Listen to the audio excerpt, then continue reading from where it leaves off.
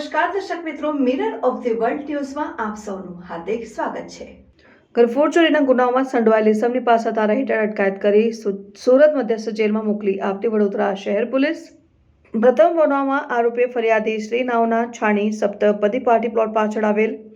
સોહેમ બંગલોઝના બંધ મકાનનું સાગરીતે સાથે મળી બંધ મકાનનો આગળના ભાગે આવેલ મુખ્ય દરવાજાને મારેલ તાળું તોડી મકાનમાં પ્રવેશ કરી મકાનમાંથી સોના ચાંદીના દાગીના મળી કુલ કિંમત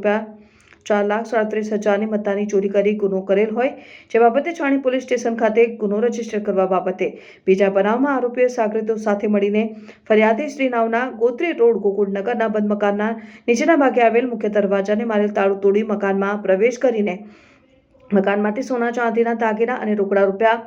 ₹5500 મળીને કુલ કિંમત ₹26,000ની મત્તાની ચોરી કરી ગુનો કરેલ હોય જે બાબતે ગોત્રી પોલીસ સ્ટેશન ખાતે ગુનો રજીસ્ટર દાખલ।